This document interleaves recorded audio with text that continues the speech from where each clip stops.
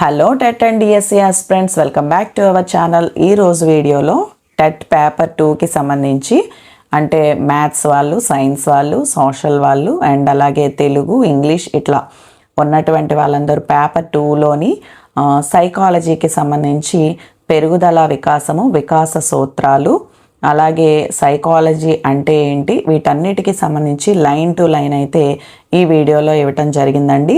Video skip చేయకుండా end వరకు చూడండి. ప్రతి పాయింట్ కవర్ చేస్తూ ఇచ్చినటువంటి వీడియో ఇది. సో మన వీడియోస్ నచ్చితే లైక్ చేయండి, షేర్ చేయండి, కామెంట్ చేయండి, సబ్స్క్రైబ్ చేయటం అసలు మర్చిపోకండి. సో ఫస్ట్ వన్, మానవ వికాస ఉపగమం. 1879లో జర్మనీలోని లీప్జిగ్ నగరంలో మనోవిజ్ఞాన శాస్త్ర ప్రయోగశాలను ప్రారంభించినది విల్హెల్మ్ వూంట్. 1879లో జర్మనీలోని లీప్జిగ్ నగరంలో మనోవిజ్ఞాన శాస్త్ర ప్రయోగశాలను ప్రారంభించింది విల్హెల్మ్ వూంట్. మనోవిజ్ఞాన శాస్త్రాన్ని ఆంగ్లంలో సైకాలజీ అంటారు. మనోవిజ్ఞాన శాస్త్రాన్ని ఆంగ్లంలో సైకాలజీ అంటారు. సైకాలజీ అనే పదం సైకి, లోగాస్ అనే గ్రీకు పదాల నుంచి ఉద్భవించింది. సైకాలజీ అనే పదం సైకి, లోగాస్ అనే గ్రీకు పదాల నుంచి ఉద్భవించింది. సైకి అంటే ఆత్మ, లోగాస్ అంటే శాస్త్రము లేదా అధ్యయనము అని అర్థము. సైకి అంటే ఆత్మ, లోగాస్ అంటే శాస్త్రము లేదా అధ్యయనము అని అర్థము. మనోవిజ్ఞాన శాస్త్రం ఆత్మకు సంబంధించిన శాస్త్రం అని పేర్కొన్నది ఎవరు అంటే ప్లేటో, అరిస్టాటిల్. మనోవిజ్ఞాన శాస్త్రం అనేది ఆత్మకు సంబంధించిన శాస్త్రం అని పేర్కొన్నది ప్లేటో, అరిస్టాటిల్. ప్రవర్తనావాదాన్ని ప్రవేశపెట్టింది, మోస్ట్ ఇంపార్టెంట్ బిట్ అండి ఇది. ప్రవర్తనావాదాన్ని ప్రవేశపెట్టినది జాన్ బి వాట్సన్. ప్రవర్తనావాదాన్ని ప్రవేశపెట్టింది జాన్ బి వాట్సన్. మనోవిజ్ఞాన శాస్త్రం మొదట తన ఆత్మను, తర్వాత తన మనస్సును పోగొట్టుకుంది. చివరకు తన చేతనత్వాన్ని కూడా పోగొట్టుకుని ప్రస్తుతం తన ప్రవర్తనను మాత్రమే నిలుపుకుంది అని చమత్కరించింది ఎవరు అంటే వుడ్వర్త్. మనోవిజ్ఞాన శాస్త్రం మొదట తన ఆత్మను, తర్వాత తన మనస్సును పోగొట్టుకుని చివరికి చేతనత్వాన్ని కూడా పోగొట్టుకుని ప్రస్తుతం తన ప్రవర్తనను మాత్రమే నిలుపుకుంది అని అన్నది వుడ్వర్త్. నెక్స్ట్, అసలు మనోవిజ్ఞాన శాస్త్రం అంటే ఏంటి చూద్దాం.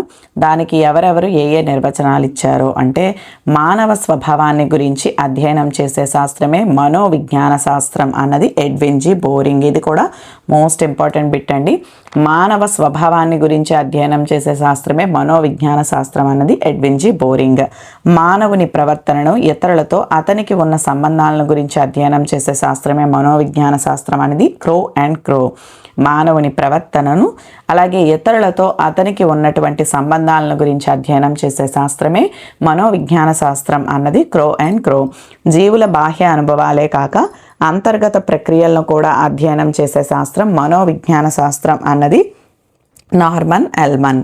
జీవుల బాహ్య అనుభవాలే కాక అంతర్గత ప్రక్రియలను కూడా అధ్యయనం చేసే శాస్త్రమే మనోవిజ్ఞాన శాస్త్రం అన్నది నార్మన్ ఎల్మన్.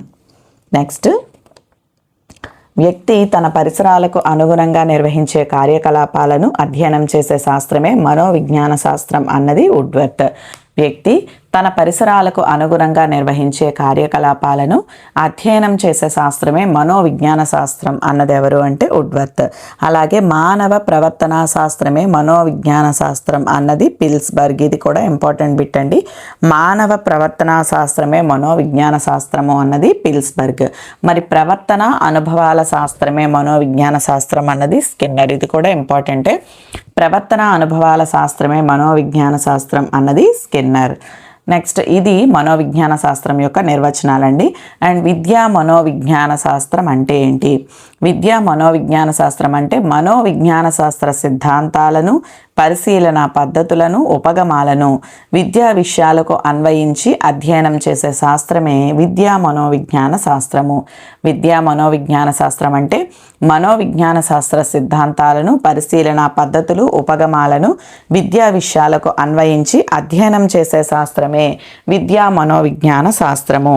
మరి వీటికి నిర్వచనాలు ఎవరెవరు ఎట్లా ఇచ్చారు అంటే, బోధన అభ్యసన కృత్యాలకు సంబంధించిన మనోవిజ్ఞాన శాస్త్ర విభాగమే విద్యా మనోవిజ్ఞాన శాస్త్రం అన్నది స్కిన్నర్. బోధన అభ్యసన కృత్యాలకు సంబంధించిన మనోవిజ్ఞాన శాస్త్ర విభాగమే విద్యా మనోవిజ్ఞాన శాస్త్రము అన్నది స్కిన్నర్. అండ్ అలాగే విద్యార్థులను అర్థం చేసుకోవటంలో, విద్యార్థులను అర్థం చేసుకోవటంలో ఉపాధ్యాయునికి సహాయపడే విద్యాశాస్త్రమే విద్యా మనోవిజ్ఞాన శాస్త్రము అన్నది పీల్. విద్యార్థులను అర్థం చేసుకోవటంలో ఉపాధ్యాయునికి సహాయపడే విద్యాశాస్త్రమే విద్యా మనోవిజ్ఞాన శాస్త్రం అనేది పీల్. నెక్స్ట్, మనోవిజ్ఞాన శాస్త్ర సూత్రాలను సిద్ధాంతాలను విద్యారంగంలో అన్వయించడమే విద్యా మనోవిజ్ఞాన శాస్త్రము అన్నది కోలెస్నిక్. మనోవిజ్ఞాన శాస్త్ర సిద్ధాంతాలను సూత్రాలను విద్యారంగంలో అన్వయించటమే విద్యా మనోవిజ్ఞాన శాస్త్రము అన్నది కోలెస్నిక్. పుట్టుక నుండి వృద్ధాప్యం వరకు ఒక వ్యక్తి అనుభవాలను వర్ణించి వివరించే శాస్త్రమే విద్యా మనోవిజ్ఞాన శాస్త్రము అన్నది క్రో అండ్ క్రో. పుట్టుక నుండి వృద్ధాప్యం వరకు ఒక వ్యక్తి అనుభవాలను వర్ణించి వివరించే శాస్త్రమే విద్యా మనోవిజ్ఞాన శాస్త్రము అన్నది క్రో అండ్ క్రో. నెక్స్ట్, ఈ విద్యా మనోవిజ్ఞాన శాస్త్ర పితామహుడు ఎవరు అంటే ఎడ్వర్డ్ లీ థార్న్డైక్. ఈ పాయింట్ రాయలేదండి, నోట్ చేసుకోండి. విద్యా మనోవిజ్ఞాన శాస్త్ర పితామహుడు ఎవరు అంటే ఎడ్వర్డ్ లీ థార్న్డైక్. నెక్స్ట్, విద్యా మనోవిజ్ఞాన శాస్త్ర పరిధిని స్కిన్నర్ వివరిస్తూ కొన్ని అధ్యయన అంశాలను తెలిపాడు. విద్యా మనోవిజ్ఞాన శాస్త్ర పరిధిని స్కిన్నర్ వివరిస్తూ కొన్ని అధ్యయన అంశాలను తెలిపాడు. అవి ఏంటి అంటే, మొదటిది అభ్యాసకుడు, రెండవది అభ్యసన వాతావరణము, 3 అభ్యసన ప్రక్రియ, 4 అభ్యసన అనుభవాలు, 5 ఉపాధ్యాయుడు. నెక్స్ట్, విద్యా మనోవిజ్ఞాన శాస్త్ర పరిధి కిందకు వచ్చేటటువంటి అంశాలు. మీకు బిట్ అనేది ఇట్లాగే డైరెక్ట్గా అయితే ఉండదండి. ఎట్లా అడుగుతారు అంటే, ఈ క్రింది వాటిలో విద్యా మనోవిజ్ఞాన శాస్త్ర పరిధి కిందకు రాని అంశం ఏది అట్లా అడగొచ్చు. అర్థమైందండి. మీరు లైన్ టు లైన్ చదివేటప్పుడు ఎప్పుడు కూడా పాజ్ చేస్తారో పక్కనే రన్నింగ్ నోట్స్ పెట్టుకుంటారో మీ ఇష్టం. కానీ చదివేటప్పుడు ఎట్లా చదువుతారు అంటే, మీకు మీరు క్వశ్చన్ చేసుకోండి. ఒక 4 రకాలుగా 4 విధాలుగా మీరు క్వశ్చన్ చేసుకున్నారనుకోండి, మీరు ఎలా అయినా సరే అక్కడికి వెళ్ళి అటెంప్ట్ చేయగలుగుతారు. అంతే తప్ప మేము ఇలా చదివాము, మీరు చెప్పినవన్నీ చదివాము, మీరు చెప్పింది ఒక్కటి కూడా రాలేదు అని అయితే అనకండి. ఎందుకంటే డైరెక్ట్ బిట్ ఎక్కడా ఇవ్వటం లేదు. ఇంతకుముందు డిఎస్సిలో అట్లా ఉండేది, టెట్లో అయితే డైరెక్ట్గా ఇచ్చేవాడు. ఇప్పుడు టెట్లో కూడా ఆ పరిస్థితి కనిపించట్లేదండి. సో విద్యా మనోవిజ్ఞాన శాస్త్ర పరిధి కిందకు రాని అంశం ఏది క్రింది వాటిలో అని అడగొచ్చు. లేదా ఇవన్నీ కూడా ఇందులో విద్యా మనోవిజ్ఞాన శాస్త్ర పరిధి కిందకు వచ్చే అంశాలు ఏంటి, ఒక 3 ఆప్షన్స్ ఇచ్చి పైవన్నీ సరి అయినవి అట్లా ఇవ్వచ్చు. లేదా 3 కరెక్ట్గా ఇచ్చి ఒకటి ఏదైనా రాంగ్గా ఇవ్వచ్చు. ఇట్లా అడగటానికి అవకాశం ఉంది కాబట్టి అన్ని విధాలుగా చదవండి. ఓకే, విద్యా మనోవిజ్ఞాన శాస్త్ర పరిధి కిందకు వచ్చే అంశాలు ఏంటి అంటే, సామూహిక గతిశీలత, సాంఘిక మితి, వయోక్తిక భేదాలు, మంత్రణము, మార్గదర్శకత్వము.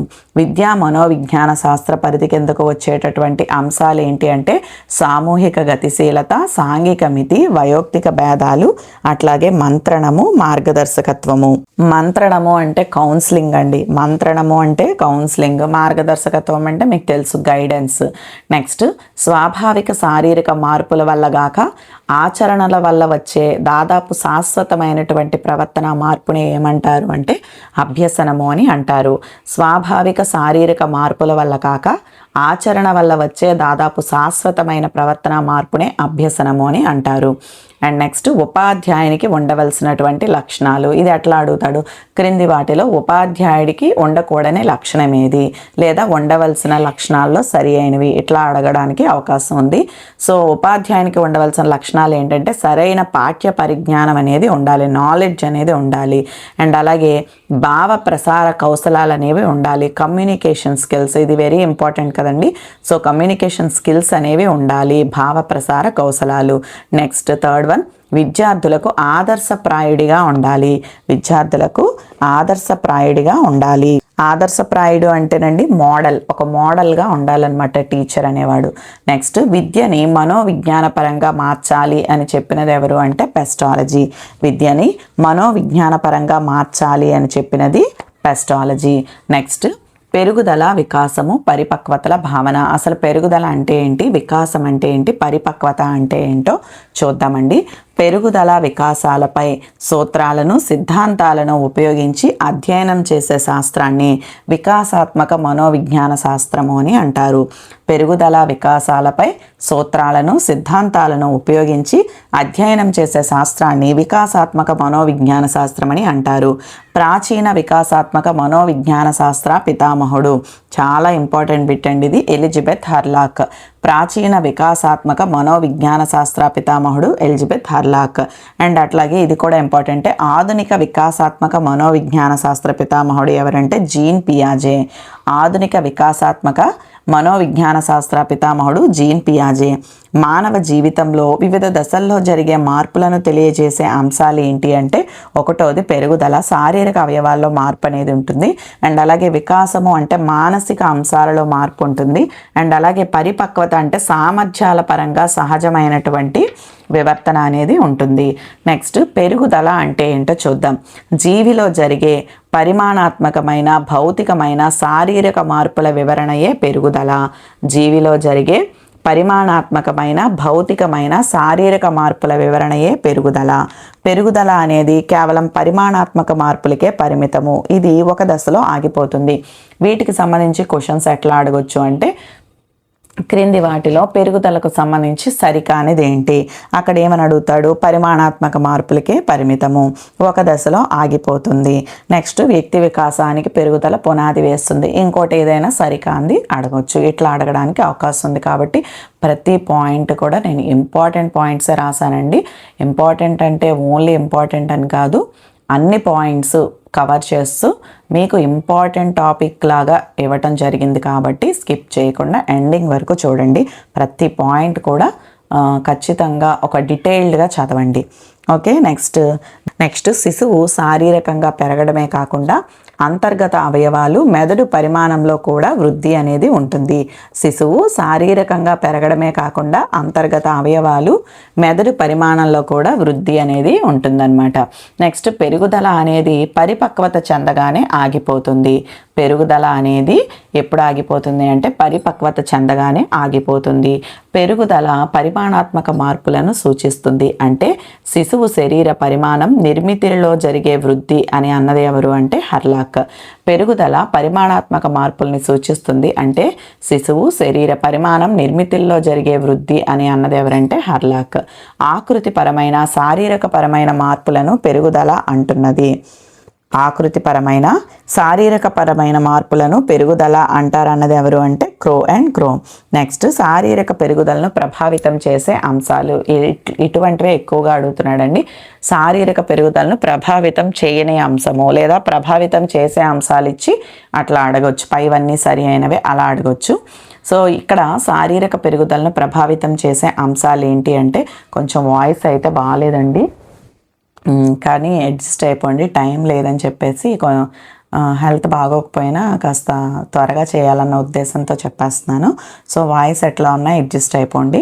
సో అనువంశికత, గర్భిణిగా ఉన్నప్పుడు తల్లి శారీరక మానసిక ఆరోగ్యము, ప్రసవ విధానము, శిశు సంరక్షణ విధానము, శిశువు ఆరోగ్య పరిస్థితులు, ఆటలు, శారీరక ఆరోగ్యం. శారీరక పెరుగుదలను ప్రభావితం చేసే అంశాలు ఏంటి అంటే అనువంశికత.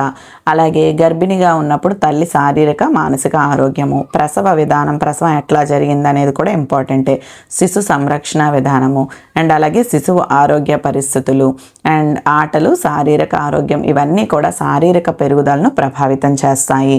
నెక్స్ట్ శారీరక పెరుగుదల నియమాలను కనుక గమనిస్తే వికాస దిశా నియమము.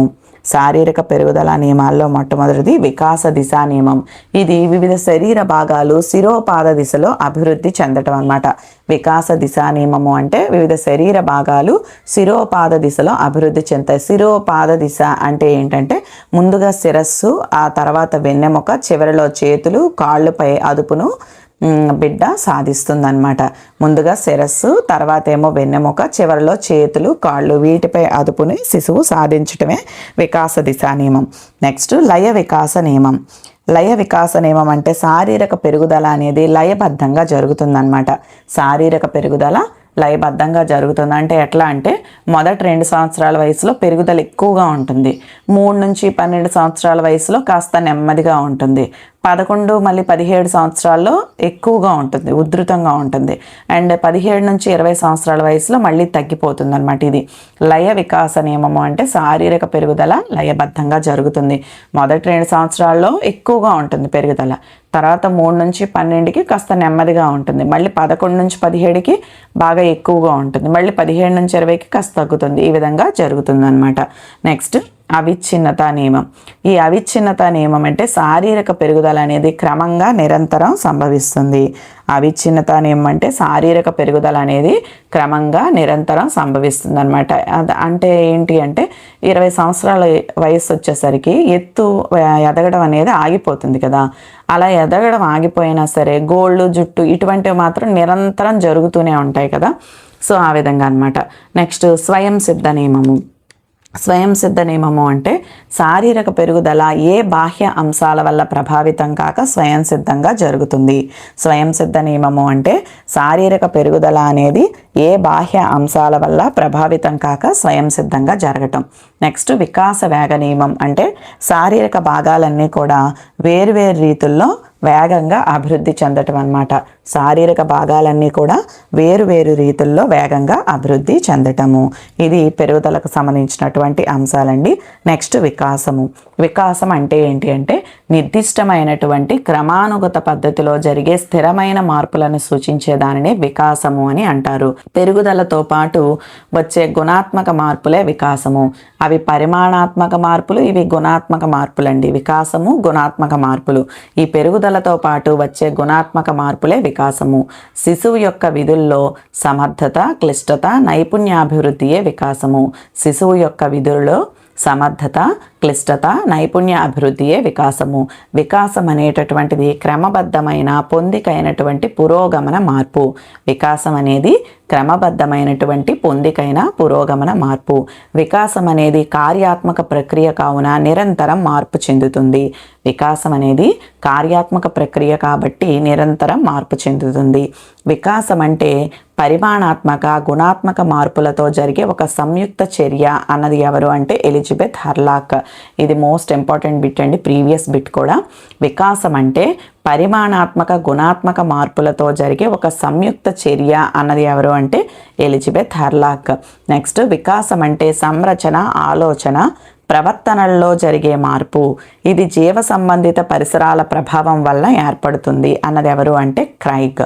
పరిమాణాత్మక, గుణాత్మక మార్పులే వికాసం అనేది ఎలిజబెత్ హర్లాక్ అండి. అండ్ అలాగే అంటే మీరు మొత్తం మేము లైన్ అంతా గుర్తుపెట్టుకోలేము అంటే మీకు గుర్తుండే విధంగా, అంటే కొంతమంది కొన్ని పదాలని ఈజీగా గుర్తుపెట్టుకోగలరు. సో అలా మీకు ఏ పదాలు అయితే గుర్తుపెట్టుకుంటే ఈజీగా ఉంటుందో చూసుకొని అట్లాగే చదవండి. మొత్తం లైన్ అంతా గుర్తుపెట్టుకోవాలంటే చాలా కష్టమండి.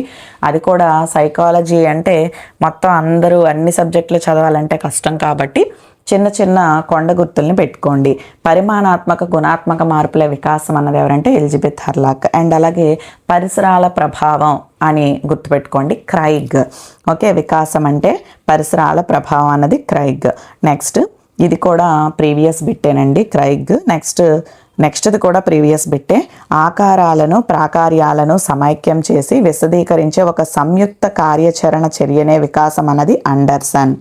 ఆకారాలను, ప్రాకార్యాలను సమైక్యం చేసి విశదీకరించే ఒక సంయుక్త కార్యాచరణ చర్యనే వికాసం అనేది అండర్సన్. ఒక సంయుక్త కార్యాచరణ చర్య వికాసం, సంయుక్త కార్యాచరణ చర్య వికాసం అన్నది అండర్సన్. సో మీరు పక్కనే రన్నింగ్ నోట్స్ పెట్టుకోండి, ఇంపార్టెంట్ అని చెప్పినవి. అండ్ అట్లాగే ఇలా ఏవైనా మీకు ఈజీగా గుర్తుండేలాగా ఒక వర్డ్లో రాసేలాగా చూసుకోండి. ఎగ్జామ్కి వెళ్ళే ముందు ఒక 2-3 డేస్ ముందు ఒక్కసారి మళ్ళీ మీరు రివిజన్ చేసుకోవటానికి మీకు ఈజీగా ఉంటుంది. మళ్ళీ వీడియోస్ చూడాల్సిన అవసరం కూడా ఉండదండి. ఓకేనా? సో నెక్స్ట్ పెరుగుదల వికాసాలు పరస్పరం అవిభాజ్యాలు అన్నది కూడా అండర్సన్నే. ఇది ఈజీగా ఉంటుంది, చిన్నదే కాబట్టి. పెరుగుదల వికాసాలు అనేవి పరస్పరం అవిభాజ్యాలు అన్నది అండర్సన్. వ్యక్తి వికాసం అతడు పరిసరాలతో జరుపుకునే పరస్పర చర్యల ఫలితము ఎరిక్ ఎరిక్సన్. వ్యక్తి వికాసము అతడు పరిసరాలతో జరుపుకునే పరస్పర చర్యల ఫలితము అన్నది ఎరిక్ ఎరిక్సన్. వికాసం అంటే మానసికమైనవే కాకుండా వ్యక్తి తీరుతెన్నులను వ్యక్తపరిచే అనుభవాల మొత్తము అన్నది ఏ అంగ్యాల్. వికాసం అంటే మానసికమైనవే కాకుండా వ్యక్తి తీరుతెన్నులను వ్యక్తపరిచే అనుభవాల మొత్తం అన్నది ఏ అంగ్యాల్. నెక్స్ట్, పెరుగుదల వికాసాలు పరస్పరం ఏకకాలంలో సాగుతూ ఒకదానిపై ఒకటి ఆధారపడి ఉంటాయి. పెరుగుదల వికాసాలు అనేవి ఈ ఏకకాలంలో సాగుతూ ఒకదానిపై ఒకటి ఆధారపడి ఉండేవి ఏంటి అట్లా అడుగుతారండి. పెరుగుదల వికాసము. నెక్స్ట్, పెరుగుదల వికాసాల మధ్య భేదాలు ఏంటో గమనించండి. చాలా ఇంపార్టెంట్ అండి ఇవి.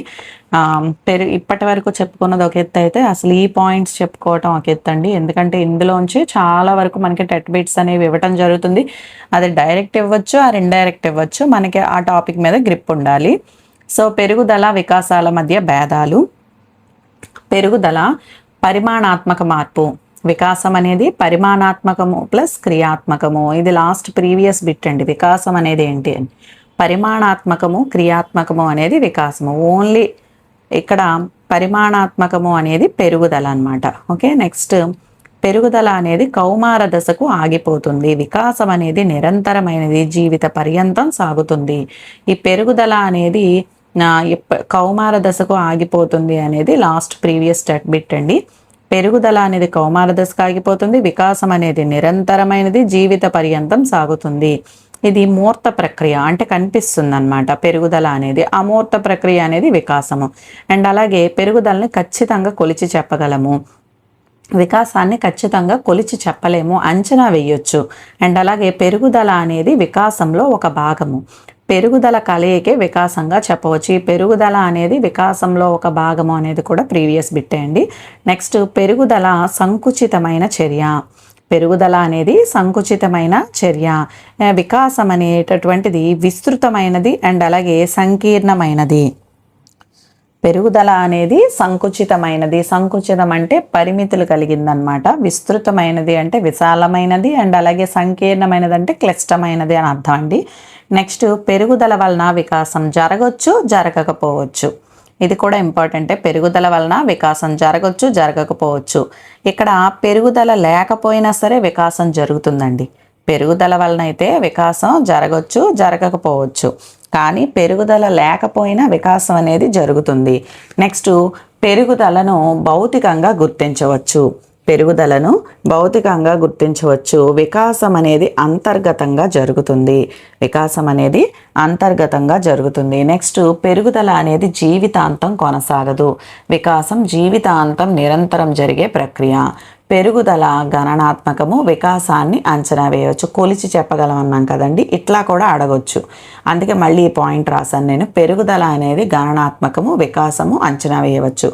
నెక్స్ట్, పెరుగుదలకి అంగవైకల్యాలు అనేవి అడ్డుగా నిలుస్తాయి.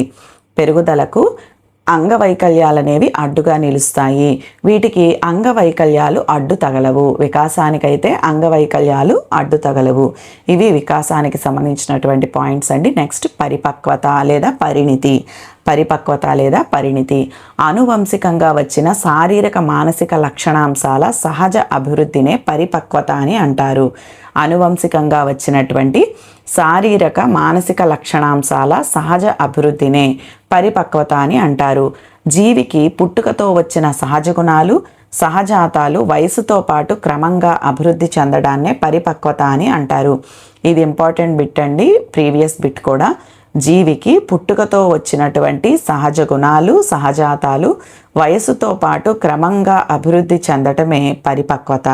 నెక్స్ట్, పరిపక్వత అనేది అనుభవాలు, అభ్యాసాలపై ఆధారపడదు. పరిపక్వత అనేది అనుభవాలు, అభ్యాసాలపై ఆధారపడదు. పరిణితి అనేది జీవి పెరుగుదల వికాసాలకు ప్రధాన కారణము. పరిణితి అనేది జీవి పెరుగుదల వికాసాలకు ప్రధాన కారణం. పరిణితి గుణాత్మకమైనది. అభ్యసనం అనేది పరిణితి మీద ఆధారపడి ఉంటుంది. అభ్యసనం దేని మీద ఆధారపడి ఉంటుంది? పరిణితి లేదా పరిపక్వత మీద ఆధారపడి ఉంటుంది. బాహ్య కారకాల సంబంధం లేకుండా జరిగే ప్రక్రియ పరిపక్వత. బాహ్య కారకాల సంబంధం లేకుండా జరిగే ప్రక్రియ పరిపక్వత. పరిపక్వత అభ్యసనాలు అనేవి వ్యక్తి వికాసానికి ద్వారాలు. పరిపక్వత అభ్యసనాలు అనేవి వ్యక్తి వికాసానికి ద్వారాలు. నెక్స్ట్, శిశువుకు 4 నెలల వయసులో తలను నిలపటము, 11 నెలల శిశువు నడవగలగటము, 6 నుండి 8 నెలల శిశువుకు దంతాలు రావటం, 6 నెలల ప్రాయంలో ఈత అభ్యసించటం అసాధ్యము. జన్మించిన పక్షం రోజుల్లోనే పాకటం అనేది సాధ్యం కాదు. 5 నెలల్లో శిశువు వారి అమ్మ పేరు పలకలేడు. 6 నెలల్లో శిశువు అక్షరాలు నేర్చుకోలేడు. ఇవన్నీ కూడా ఎగ్జాంపుల్స్ అండి. ఎగ్జాంపుల్స్ మీదే ఇప్పుడు క్వశ్చన్స్ అనేవి అడుగుతున్నారు. అసలు ఎట్లా అడుగుతారు అంటే 6 నెలల శిశువు అక్షరాలు నేర్చుకోలేడు. సో ఇందులో లోపించినటువంటి అంశం ఏంటి? పెరుగుదలనా, వికాసమా, పరిపక్వత, ఇట్లా అడుగుతాడండి. ఓకేనండి, మీకు అర్థమైందా? అలాగే 1 సంవత్సరం దాటిన వెంటనే స్వతహాగా నడవటం అనేది దేనికి సంబంధించినటువంటి అంశము. అండ్ 18 సంవత్సరాల అనంతరం ఓటు హక్కు కల్పించటము. ఇక్కడ గమనిస్తే 18 సంవత్సరాల లోపు వారికి ఓటు హక్కు లేకపోవటానికి కారణం ఏంటి అంటే పరిపక్వత లేకపోవటం. ఇట్లా అడుగుతాడు క్వశ్చన్స్. ఓకేనండి, 14 నెలల శిశువు నడవగలిగాడు అంటే వాడిలో ఉన్నటువంటి అంశం ఏంటి? పరిపక్వత. నడవలేకపోతున్నాడు అంటే లోపించిన అంశం ఏంటి? 4 నెలల వయసులో తలను నిలుపుతున్నాడు అంటే అతని శిశువులో ఉన్నటువంటి అంశం ఏంటి? అక్కడ ఏం జరిగింది? ఇట్లా క్వశ్చన్స్ అనేవి అడుగుతారు. ఓకేనండి. సో నెక్స్ట్, పరిణితిని మాపనం చేయలేము. ఓకే, పరిణితిని కొలవలేము. వికాసాన్ని అయితే అంచనా వేయవచ్చు, పెరుగుదలనైతే కొలవచ్చు, పరిణితిని మాపనం చేయలేము. అండ్ అలాగే అంతర్గత సామర్థ్యాలు సహజ సిద్ధంగా వివర్తన చెందటమే పరిణితి. అందుకే ఈ ప్రక్రియకు అనుభవం కానీ శిక్షణ కానీ అవసరం లేదు. అంతర్గత సామర్థ్యాలు అనేవి సహజ సిద్ధంగా వివర్తన చెందటమే పరిణితి అంటున్నాం కదండి. అందుకే ఈ ప్రక్రియకు అనుభవం కానీ శిక్షణ కానీ అవసరం ఉండదు. ప్రత్యేక శిక్షణ అవసరం లేని గుణాత్మక ప్రక్రియ ఏది అంటే పరిపక్వత. ప్రత్యేక శిక్షణ అవసరం లేనటువంటి గుణాత్మక ప్రక్రియ పరిపక్వత. ఇవి చాలా ఇంపార్టెంట్ అండి ఈ పాయింట్స్. ఇప్పుడు నేను చెప్పబోయేవి. వికాసం = F పరిపక్వత × అభ్యసనము / అనుభవము. వికాసాన్ని మనం కొలవాలి అంటే F పరిపక్వత × అభ్యసనము / అనుభవము. ఇది గుర్తుపెట్టుకోండి. అండ్ అలాగే వికాస లబ్ధి పరిపక్వత / వయస్సు × 100. వికాస లబ్ధిని మనం తెలుసుకోవాలి అనుకుంటే పరిపక్వత / వయస్సు × 100. వికాసం మాత్రం ఇంపార్టెంట్ అండి. F పరిపక్వత × అభ్యసనము / అనుభవము. నెక్స్ట్, పరిపక్వతపై అధ్యయనం చేసినటువంటి వారు ఎవరు అంటే వుడ్వర్త్. పరిపక్వతపై అధ్యయనం చేసిన వారు Woodworth. Next, A study of mental life అనే గ్రంథంలో సంసిద్ధతను మానసిక విన్యాసం అన్నది ఎవరు అంటే Woodworth. A study of mental life అనే గ్రంథంలో సంసిద్ధతను మానసిక విన్యాసం అన్నది వుడ్వర్త్. శిశువుకు వయస్సు పెరిగే కొలది గౌణ లైంగిక లక్షణాలు రావటం అనేది పరిపక్వత. శిశువుకు వయస్సు పెరిగే కొద్దీ గౌణ లైంగిక లక్షణాలు రావటం, అండ్ అలాగే శిశువుకు వయసు పెరిగే కొలది పాల శాశ్వత దంతాలు అనేవి రావటం, ఇవన్నీ కూడా పరిపక్వతకి సంబంధించినటువంటి అంశాలు. నెక్స్ట్, పరిపక్వత అనునది జన్యు ప్రభావాల సంకలనము, స్వీయ పరిమితితో కూడినది. పరిపక్వత అనేది జన్యు ప్రభావాల సంకలనము, స్వీయ పరిమితితో కూడినది. జీవిత వలయంలో కార్యక్రమయుతంగా పనిచేస్తుంది అన్నది ఎవరు అంటే గెసెల్. నెక్స్ట్, పరిసరాలలో ఎన్ని మార్పులు వచ్చినా ఒక క్రమ పద్ధతిలో జరిగే అభివృద్ధి పరిణితి అనేది మెక్నెల్. జీవిత వలయంలో కార్యక్రమయుతంగా పనిచేస్తుంది అనేది గెసెల్ అని గుర్తుపెట్టుకోండి. అండ్ అలాగే పరిసరాలకు సంబంధించి పరిణితి అని చెప్పినటువంటి వారు మెక్నెల్. నెక్స్ట్, పరిపక్వత జీవి జన్యు పటిష్టాన్ని తెలుపుతుంది. ఇది ముందుగా నిర్ణయించిన ప్రణాళిక మార్పులతో జరిగేదే పరిణితి అన్నవారు క్రెగ్. సో ఇది లాస్ట్ ప్రీవియస్ బిట్ అండి, మోస్ట్ ఇంపార్టెంట్ బిట్ క్రెగ్. పరిపక్వత అనేది అంటే ఈ నిర్వచనాలు అనేవి ఒక 10-15 వచ్చేస్తున్నాయి కాబట్టి సింపుల్గా మీకు ఏ వర్డ్ అయితే గుర్తుపెట్టుకుంటే ఈజీగా గుర్తుంటుందో ఆ వర్డ్ ప్లస్ దాన్ని ఎవరు నిర్వచించారో మీరు ఒక నోట్స్ మీద రాసుకోండి. పరిపక్వత అనేది జీవి జన్యు పటిష్టాన్ని తెలుపుతుంది. ఇది ముందుగా నిర్ణయించిన ప్రణాళికా మార్పులతో జరిగేదే పరిపక్వత అన్నది క్రెగ్. నెక్స్ట్, శిశువులో మానసిక పరిపక్వత ఏర్పడే కొలది భావ ప్రకటన పరిపక్వత ఏర్పడుతుంది అన్నది జెర్సిల్డ్. ఇది కూడా మోస్ట్ ఇంపార్టెంట్ అండి, ప్రీవియస్ బిట్ కూడా. భావ ప్రకటన పరిపక్వత అని గుర్తుపెట్టుకోండి. భావ ప్రకటన పరిపక్వత జెర్సిల్డ్. నెక్స్ట్, మాట్లాడటం అనున్నది పరిపక్వత అయితే ఒక ప్రత్యేక భాషలో మాట్లాడటం అనేది వికాసం. ఈ పాయింట్స్ కూడా చాలా ఇంపార్టెంట్ అండి. మాట్లాడటం అనేది పరిపక్వత యాక్చువల్గా, కానీ ఒక ప్రత్యేక భాషలో మాట్లాడటం అనేది వికాసం. అండ్ అలాగే 3 సంవత్సరాల వయసులో శిశువు మాట్లాడటం ప్రారంభం కావటం అనేది పరిపక్వత. మీకు ఇందాక నేను ఎగ్జాంపుల్స్ చెప్పాను కదండి, కొన్ని ఎగ్జాంపుల్స్ ఒక 10 అలా చెప్పాను కదా. సో ఆ ఎగ్జాంపుల్స్ కూడా ఈ విధంగానే అడుగుతారనమాట. ఆ ఎగ్జాంపుల్స్ చాలా ఇంపార్టెంట్. అదే డైరెక్ట్గా అడగట్లేదు. పరిపక్వత అంటే ఏంటి, వికాసం అంటే ఏంటంటే డైరెక్ట్గా అడగట్లేదు. ఓకే, శిశువు 4 నెలల శిశువు తలను ఊపటం అనేది ఏంటి అని అడుగుతున్నాడు అనమాట. సో అలాగే 3 సంవత్సరాల వయసులో శిశువు మాట్లాడటం ప్రారంభం కావటం అనేది పరిపక్వత. 7 సంవత్సరాల వయసులో శిశువు మాతృభాషలో మాట్లాడటం అనేది వికాసం. ఈ రెండిటికి డిఫరెన్స్ చూసుకోండి. 7 సంవత్సరాల వయసులో శిశువు మాతృభాషలో మాట్లాడటం అనేది వికాసం అవుతుంది. సైకిల్ తొక్కటంలో వికాసము పరిపక్వత రెండూ కూడా అవసరమే. సైకిల్ తొక్కటానికి ఏం అవసరం అంటే వికాసం అవసరమే, అండ్ అలాగే పరిపక్వత కూడా అవసరమే. వ్యక్తి వికాసంలో ముఖ్య పాత్ర వహించేది ఏంటి అంటే పరిపక్వత. వ్యక్తి వికాసంలో ముఖ్య పాత్ర వహించేది పరిపక్వత. ఇవండి పెరుగుదల, వికాసము అండ్ పరిపక్వత అంటే. అండ్ నెక్స్ట్, వికాస సూత్రాలు, నియమాలు అంటే ఏంటో చూద్దాం. అసలు ఈ వికాసానికి సంబంధించి సూత్రాలు ఏంటి అనేవి చూద్దాము. వ్యక్తుల పెరుగుదల, వికాసాలు ఒక క్రమమైన నమూనాలను అనుకరిస్తాయి. వాటిని వికాస సూత్రాలు అని అంటారు. వ్యక్తుల పెరుగుదల, వికాసాలు అనేవి ఒక క్రమమైనటువంటి మోడల్స్ని అనుకరిస్తాయి అన్నమాట. వాటిని వికాస సూత్రాలని అంటారు. మొట్టమొదటిది మనకి క్వశ్చన్ అనేది ఈ క్రింది వాటిలో వికాస సూత్రం కానిది అట్లా అడగొచ్చు 4 అడిగి. సో మనకి 11, 12 వస్తాయి. ఆ పాయింట్స్ కూడా ఇంపార్టెంటే. దట్టు ఒక పాయింట్లో మనకి ఒక ఎగ్జాంపుల్ ఇస్తాడు. ఆ ఎగ్జాంపుల్ ఇచ్చి ఇది వికాసం యొక్క ఏ సూత్రము అని అడగొచ్చు. ఓకేనండి, ఎగ్జాంపుల్స్ మనం చెప్తూ ఉంటే గుర్తు ఈజీగా ఉంటుంది. ఫస్ట్ది వికాసం అనేది అవిచ్ఛిన్నమైనది. అవిచ్ఛిన్నత నియమం అంటే చెప్పుకున్నాం మనము, నిరంతరము జరుగుతుంది అని. జీవి పుట్టుక నుండి మరణం వరకు వికాసం నిరంతరం జరుగుతుంది. ఇది ఏ వికాస సూత్ర నియమము? వికాసం అవిచ్ఛమైనది, వికాసం క్రమానుగతమైనది, నెక్స్ట్ వికాసాన్ని ప్రాగుక్తీకరించవచ్చు, అండ్ అలాగే వికాసం సాధారణం నుంచి నిర్దిష్టానికి సాగుతుంది. ఇట్లా అడుగుతాడనమాట. అప్పుడు మనం కరెక్ట్ ఆప్షన్ని చూస్ చేసుకోవాలి. కాబట్టి ఇవి కేర్ఫుల్గా చదవండి. ఇందులోంచి ఖచ్చితంగా ఒక బిట్ అయితే వస్తుంది డెఫినెట్లీ. వికాస సూత్రాల నుంచి జీవి పుట్టుక నుండి మరణం వరకు వికాసం అనేది నిరంతరం జరుగుతుంది. ఇది వికాసం అవిచ్ఛిన్నమైనదన్నమాట. ఉదాహరణకి పిల్లలు పాఠశాలలో చేసుకునే సర్దుబాటు నిరంతరం కొనసాగుతుంది. పిల్లలు పాఠశాలలో చేసుకునేటటువంటి సర్దుబాటు నిరంతరం కొనసాగుతుంది. వయస్సు పెరిగే కొద్దీ పిల్లల్లో ఆలోచనలు, నూతనత్వము, సృజనాత్మకత కలుగుతూ ఉండటం. ఈ పాయింట్ ప్రీవియస్ బిట్లో ఇచ్చాడనమాట. వయసు పెరిగే కొద్దీ పిల్లల్లో ఆలోచనలు, నూతనత్వము, సృజనాత్మకత కలుగుతూ ఉండడం. నెక్స్ట్, వికాసం క్రమానుగతమైనది.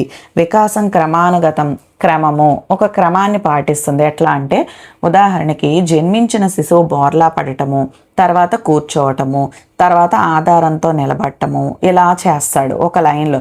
ముందే జన్మించిన శిశువు వెంటనే కూర్చుని లేకపోతే నిలబడిపోయి అలా చేయడు కదండి. ముందు ఏ శిశువు అయినా సరే బోర్లా పడతాడు, తర్వాత కూర్చుంటాడు, తర్వాత ఏదైనా ఒక వస్తువునో లేకపోతే దేన్నైనా పట్టుకొని నిలబడటం, ఇట్లా చేస్తాడు కదా.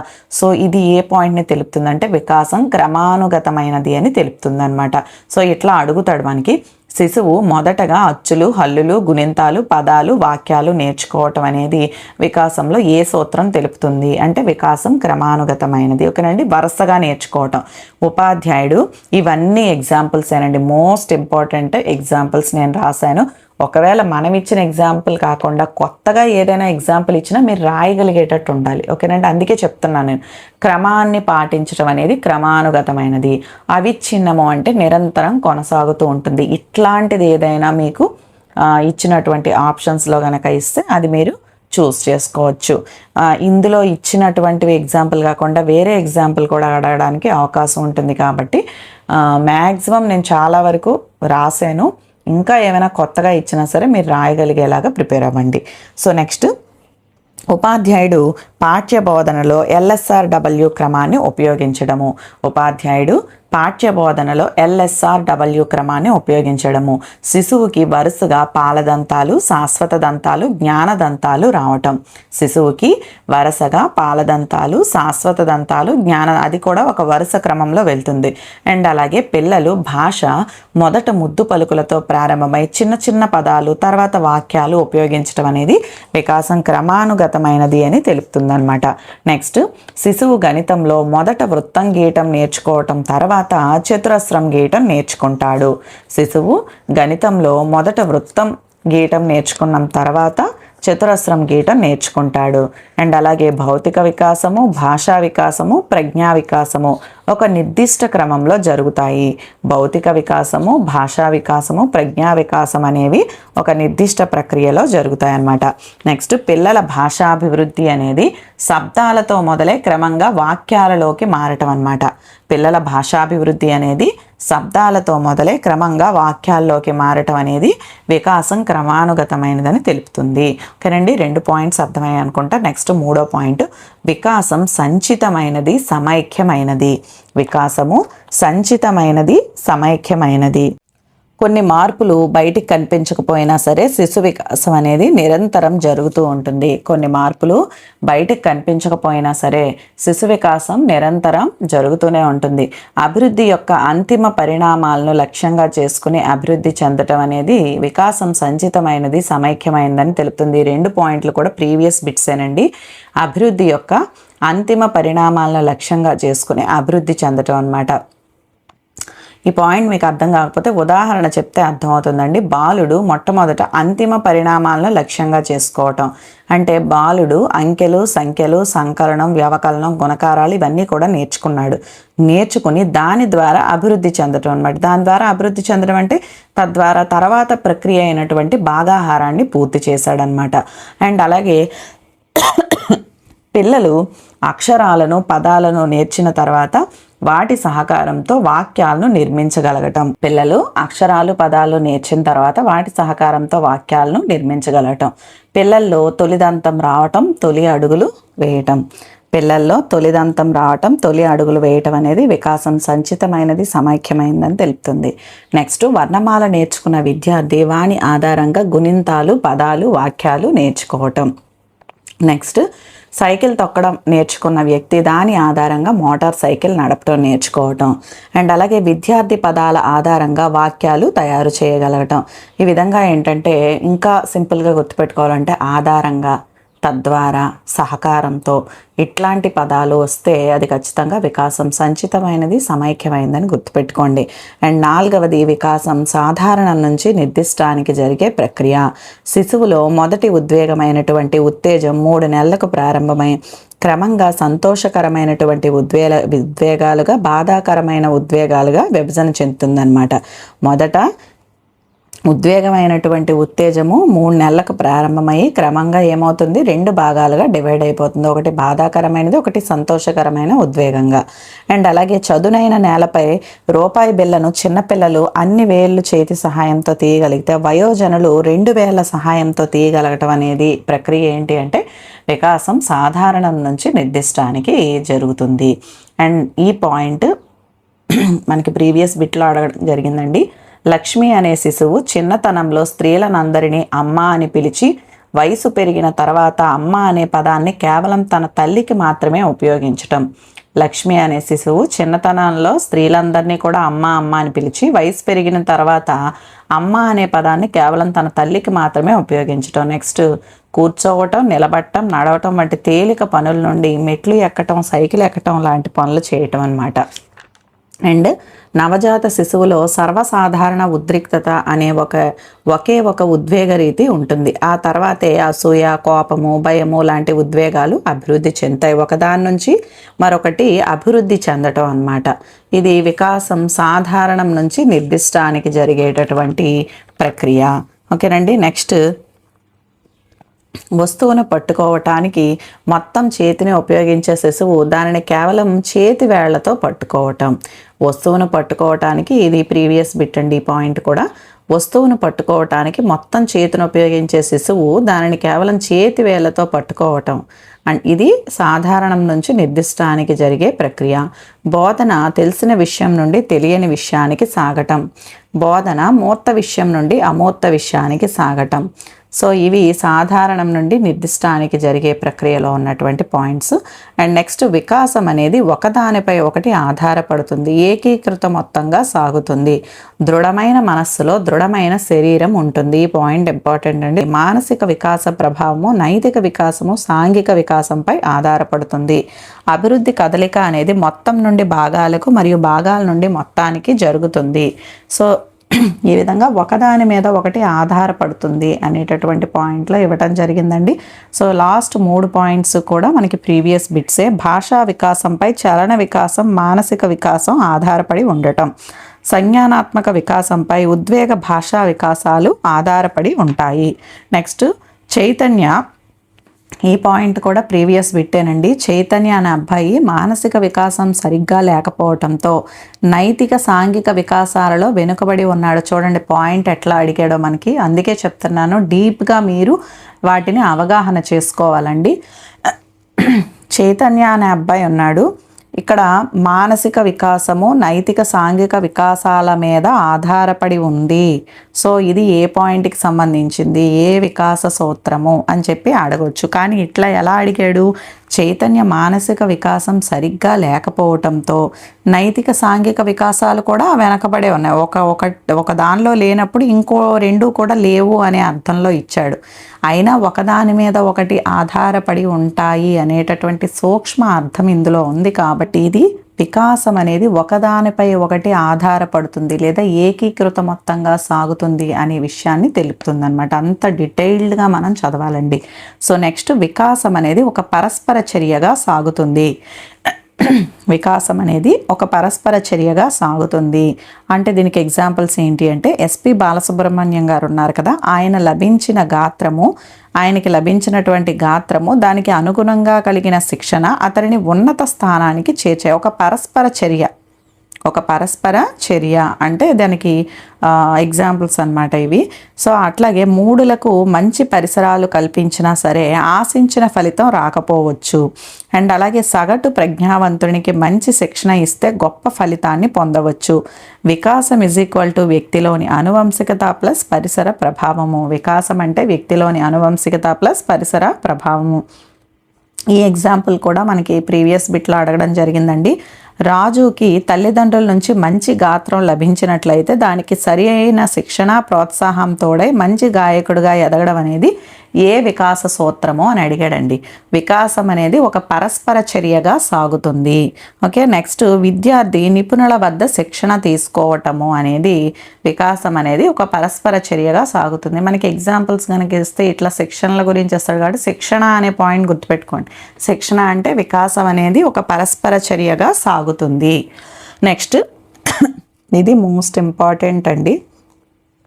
మనకిచ్చిన వికాస సూత్ర నియమాలన్నిట్లో కల్లా వికాసం అనేది వయోక్తిక భేదాలను చూపేటటువంటి ప్రక్రియ. వికాస వేగాలలో తేడాలు అనేవి ఉంటాయి. వికాసం అనేది వయోక్తిక భేదాలను చూపే ప్రక్రియ. వికాస వేగాల్లో తేడాలు ఉంటాయి. ఈ పాయింట్ ఇంపార్టెంట్ అండి. దీనినే వికాస అసమాన సూత్రము అని అంటారు. దీన్నే ఏమంటారు? వికాస అసమాన సూత్రము అని అంటారు. ప్రతి శిశువు కూడా తన సొంత బలాబలాలను పరిమితుల పరిధిలో సహాయం చేయాలని ఈ సూత్రం చెబుతుంది. ప్రతి శిశువుకు కూడా తన సొంత బలాబలాలను పరిమితుల పరిధిలో సహాయం చేయాలని చెప్పేసి ఈ సూత్రం చెప్తుంది. తరగతిలో ఈ 3 పాయింట్లు, ఇప్పుడు చెప్పబోయే 3 పాయింట్లు కూడా ప్రీవియస్ బిట్స్ అండి. తరగతిలో ఉపాధ్యాయుడు ఈ సూత్రాన్ని గుర్తించుకుని బోధన చేయాలి. ఏ సూత్రం? తరగతిలో ఎప్పుడు కూడా ఉపాధ్యాయుడు విద్యార్థుల యొక్క వయోక్తిక భేదాలని అనుసరిస్తూనే చెప్పాలి ఏదైనా సరే. అంటే ప్రతి ఒక్కరికి ఒకేలా చెప్పేస్తే అర్థమైపోతుందండి. ఒక్కొక్క పిల్లవాడు ఒక్కోలా ఉంటాడు, వాడి యొక్క వికాసం ఒక్కోలా ఉంటుంది. కాబట్టి ఖచ్చితంగా తరగతిలో ఉపాధ్యాయుడు ఏ సూత్రాన్ని గుర్తించుకుని బోధన చేయాలి అంటే వికాసంలో వయోక్తిక భేదాలు అనేవి ఉంటాయి. వికాసంలో వైయక్తిక భేదాలు అనేవి ఉంటాయి లేదా వికాస వేగాలలో తేడాలు ఉంటాయి అనే సూత్రాన్ని గుర్తుంచుకోవాలి. నెక్స్ట్, అనేకమైనటువంటి వికాస పరిణామాలకు సంబంధించి ప్రతి శిశువు ప్రత్యేకమైనదే అని ఈ సూత్రం తెలియజేస్తుంది. అనేకమైనటువంటి వికాస పరిణామాలకు సంబంధించి ప్రతి శిశువు కూడా ప్రత్యేకమైనదే అని ఈ సూత్రం తెలియజేస్తుందన్నమాట. అండ్ సరళ అనే విద్యార్థి గణితంలోని వ్యవకలనాలను తన 6 సంవత్సరాల వయసులో చేయగలిగితే అదే పని చరణ్ 4 సంవత్సరాల వయసులోనే చేయటం అన్నమాట. సరళ అనే విద్యార్థి గణితంలోని వ్యవకలనాలను తన 6 సంవత్సరాల వయసులో చేయగలిగితే అదే పని చరణ్ 4 సంవత్సరాల వయసులోనే చేయటం. ఈ విధంగా, ఎందుకంటే అందరిలో వికాసం అనేది ఒకేలా ఉండదు. వికాస పరిణామాలకు సంబంధించి ప్రతి శిశువు కూడా ప్రత్యేకమైనది అనే సూత్రాన్ని తెలియజేసేది వికాసంలో వైయక్తిక భేదాలు ఉంటాయి. అండ్ అలాగే ఎవరికి వారే యమునా తీరే అనే సామెత దేనిని సమర్థిస్తుంది అంటే వికాసంలోని వైయక్తిక భేదాలు లేదా వికాసంలో వేగాల్లో తేడాలు ఉంటాయి. నెక్స్ట్, ఒకే కుటుంబానికి చెందిన సునీల్ 9 నెలలకు నడవటం ప్రారంభిస్తే అనిల్ 12 నెలలకు నడవటం ప్రారంభించాడు. ఒకే కుటుంబానికి చెందిన సునీల్ 9 నెలలకు నడవటం ప్రారంభిస్తే అనిల్ 12 నెలలకు నడవడం ప్రారంభించాడు. అంటే వాళ్ళిద్దరిలో వైయక్తిక భేదాల్లో తేడా ఉంటుందని అర్థం అన్నమాట. నెక్స్ట్, వికాసం అనేది అన్ని దశల్లో ఒకే రకంగా ఉండదు. మొదటి 3 నెలల్లో వికాసం అనేది వేగంగా ఉంటుంది. 6 నుండి 12 సంవత్సరాల వరకు వేగం తగ్గి తిరిగి కౌమార దశను చేరే నాటికి వేగవంతం అవుతుందన్నమాట. పెరుగుదల అలాగే లయబద్ధంగా సాగుతుంది పెరుగుదల అని చెప్పుకున్నాం కదా, అలాగే అన్నమాట. అయితే నవజాత శిశు దశలో వికాసం అనేది ఎక్కువ వేగము, బాల్య దశలో వికాసం అనేది తక్కువ వేగంగా ఉంటుంది. నవజాత శిశు దశలో వికాసం అనేది ఎక్కువగా ఉంటుంది, బాల్య దశలో తక్కువగా ఉంటుంది. వ్యక్తి శైశవంలో జరిగేటటువంటి శారీరక పెరుగుదల ఏ ఇతర దశల్లోనూ జరగదు. వ్యక్తి శైశవంలో జరిగే శారీరక పెరుగుదల ఏ ఇతర దశల్లో కూడా జరగదు. నెక్స్ట్, వికాసం అనేది 2 దశలను అనుసరిస్తుంది, ఖచ్చితమైన దిశగా సాగుతుంది. ఈ వికాసం అనేది 2 దశలను అనుసరిస్తుంది, ఖచ్చితమైన దిశగా సాగుతుంది. ఈ సూత్రం ప్రకారము వికాసం అనేటటువంటిది నిడివి అక్షరేఖ అనుదైర్ఘ్యంగా జరుగుతుంది. నిడివి అక్షరేఖ అనుదైర్ఘ్యంగా జరుగుతుంది. అనుదైర్ఘ్యంగా అంటే పొడవుగా జరుగుతుంది. శిరస్సు నుండి అవయవాలకు జరుగుతుంది. శిరస్సు నుండి అవయవాలకు జరుగుతుంది. శిర పాదాభిముఖ వికాస నియమము. వికాసం రేఖాంశ అక్షం దిశలో అనుదైర్ఘ్యంగా శిశువు శిరస్సు నుండి పాదాభిముఖంగా జరుగుతుందన్నమాట. ఇది శాస్త్రీయమైనది.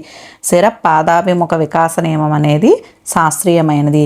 సమీప దూరస్థ వికాస నియమం అంటే వికాసం అనేది శరీర కేంద్రం నుండి శరీర భాగాలకు విస్తరిస్తుంది. సమీప దూరస్థ వికాస నియమం అంటే వికాసం అనేది శరీర కేంద్రం నుండి శరీర భాగాలకు విస్తరిస్తుంది.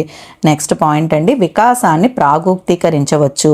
వికాసాన్ని ప్రాగుక్తీకరించవచ్చు. ప్రాగుక్తీకరణ అంటే ఏంటి అంటే జీవిలో జరిగేటటువంటి వికాస ప్రస్తుత పరిస్థితిని బట్టి భవిష్యత్తుకు ఊహించవచ్చు. దీనినే ప్రాగుక్తీకరణ అని చెప్పేసి అంటామన్నమాట. అంటే ఉదాహరణకి ఒక ఉపాధ్యాయుడు ఒక విద్యార్థి గణితంలో చూపించే వేగము, ఖచ్చితత్వము, సరళత ప్రక్రియ ఆధారంగా భవిష్యత్తులో ఇంజనీర్ అయ్యే అవకాశం ఉందని దీవించారు. సో ఇట్లా చెప్పేది ఏంటి అంటే వికాసాన్ని ప్రాగుక్తీకరించడం అన్నమాట. ప్రస్తుత పరిస్థితిని బట్టి భవిష్యత్తుగా ఊహించడం అనేది ఏ పాయింట్ని తెలియజేస్తుందంటే వికాసాన్ని ప్రాగుక్తీకరించవచ్చు. సో ఈ పాయింట్స్ కూడా మనకి ప్రీవియస్ బిట్లో ఇవ్వటం జరిగిందండి. అండ్ అలాగే ఇప్పుడు చెప్పబోయే పాయింట్ కూడా 2 సంవత్సరాల వయస్సులోని రాజు ఎత్తు ఆధారంగా 20 సంవత్సరాల వయస్సులో అతని ఎత్తు రంగును అంచనా వేయటం. ఇప్పుడు ఒక 2 years పిల్లవాడినో పిల్లనో చూసి ఇది ఇప్పుడే ఇంత అందంగా ఉంది, ఇంత పొడుగ్గా ఉంది, సో 15 ఏళ్ళకి చాలా పొడుగు అయిపోతుంది, చాలా తెల్లగా అయిపోతుంది, హీరోయిన్ లాగా అయిపోతుంది అంటాం కదా. సో దానికి అర్థం ఏంటి అంటే వికాసాన్ని ప్రాగుక్తీకరించవచ్చు, భవిష్యత్తుకి ఊహించవచ్చు అని. నెక్స్ట్, వికాసం అనేది జీవితాంత ప్రక్రియ. వికాసం అనేది జీవితాంత ప్రక్రియ. వికాసం అనేది నిరంతరంగా సాగుతుంది. పుట్టినప్పటి నుండి ప్రారంభమై మరణం వరకు వికాసం అనేది కొనసాగుతుంది. నెక్స్ట్, వికాసం అనేది సర్పిలమైనది, అరేఖీయమైనది. అంటే శిశువులో వికాసం అనేది ముందుకు వెనకకు సాగుతూ జరుగుతూ ఉంటుంది. కావున వికాసం అనేది సర్పిలమైనది, అరేఖీయమైనది. ఉదాహరణకి శిశువు పడిపోవటం, లేవటం, మళ్ళీ నడవటం, పదే పదే పడిపోవటం, ఇటువంటివన్నీ కూడా వికాసం అనేది సర్పిలమైనది, అరేఖీయమైనది అని చెప్పి తెలియజేస్తుంది. అంటే ముందు నెక్స్ట్ శిశువు ప్రథమంగా ఒక్కొక్క మాటను మాట్లాడుతూ తర్వాత ఆ మార్పులను కలిపి సరళమైన మాటలు మాట్లాడతాడు అనేది వికాసం వ్యవస్థీకరణకు దారితీయటము. శిశువు ప్రథమంగా ఒక్కొక్క మాటని మాట్లాడుతూ తర్వాత ఆ మార్పులను కలిపి సరళమైన మాటలు మాట్లాడతాడు. ఇది వికాస వ్యవస్థీకరణకు దారితీయటము. నెక్స్ట్ శిశువులో సంజ్ఞానాత్మక వికాసం తక్కువ స్థాయిలో ఉండటం వలన వికాస ప్రారంభ దశలో అహం కేంద్రీకృత లక్షణం అనేది కనిపిస్తుంది. సో ఒక శిశువులో సంజ్ఞానాత్మక వికాసం అనేది తక్కువ స్థాయిలో ఉంటుందన్నమాట. సంజ్ఞానాత్మక వికాసం ఏ దశలో తక్కువ స్థాయిలో ఉంటుంది అంటే శిశువులో ఉండేటటువంటి తక్కువగా ఉండేటటువంటి వికాసం ఏది అట్లా కూడా అడగొచ్చు. సంజ్ఞానాత్మక వికాసం. ఈ సంజ్ఞానాత్మక వికాసం తక్కువ స్థాయిలో ఉండటం వలన వికాసం ప్రారంభ దశలోనే అహం కేంద్రీకృత లక్షణం అనేది కనబడుతుంది. ఇవండి వికాస సూత్రాలు, నియమాలు. సో టాపిక్ అర్థమైంది అనుకుంటున్నాను. ఇంకా మీకు ఎలా కావాలో చెప్తే కామెంట్ సెక్షన్లో కామెంట్ చేస్తే నేను ఆ విధంగా ట్రై చేస్తానండి. సో నెక్స్ట్ వీడియోలో మానవ వికాస దశలన్నీ కూడా మనం క్లియర్గా చెప్పుకుందాం. సో వీడియో కనుక నచ్చితే లైక్ చేయండి, షేర్ చేయండి, కామెంట్ చేయండి, సబ్స్క్రైబ్ చేయడం మర్చిపోకండి. Thank you all.